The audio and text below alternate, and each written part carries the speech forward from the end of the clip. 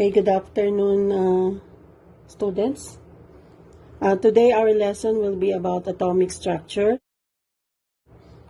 So in our previous lesson, we learned that an atom represents an element, and each atom is made up of the three subatomic particles, namely electron, protons, and neutron.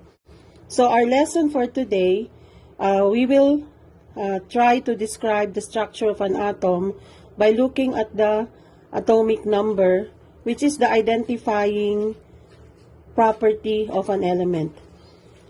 So in the slide, you will see that the atomic structure of an atom must identify what is in the nucleus.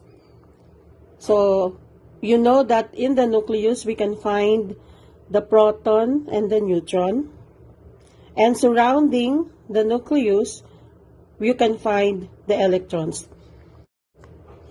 So how do we identify an atom? So in the example here, you're given carbon, whose atomic number is 6 and whose atomic mass is 12. There is a rule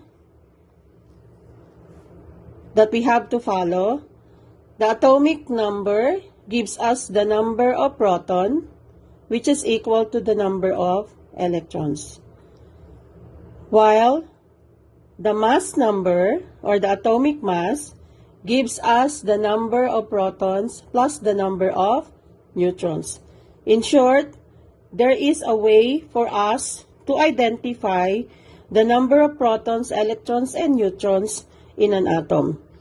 So in our example, which is carbon, so following the rules, so the number of protons for carbon will be 6, because the atomic number of carbon is 6.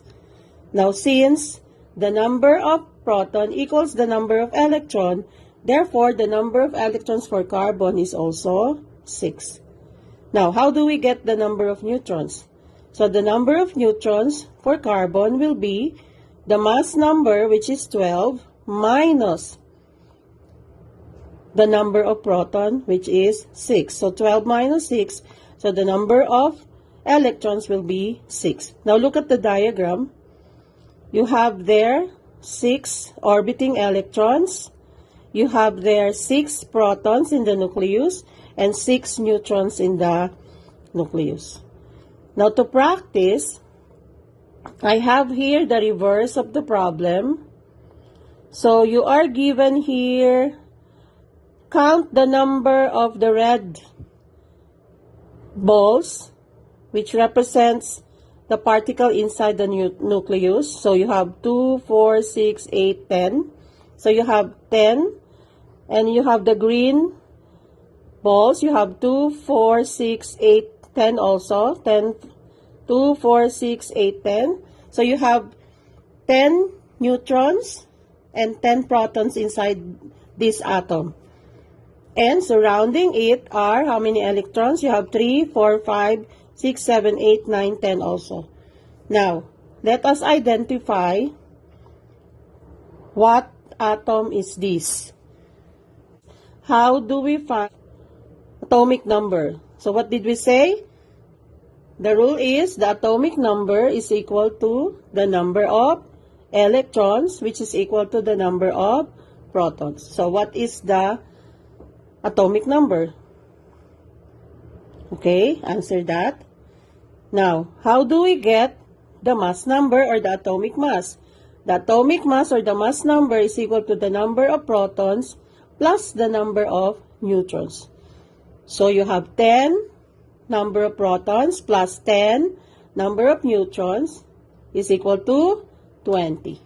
Now, looking at your periodic table, what element has an atomic number of 10 and a mass number of 20? So that will be your element. Okay, so I will give you time to process this question, and then I will be providing the answer for you in our next lesson. That's all for today.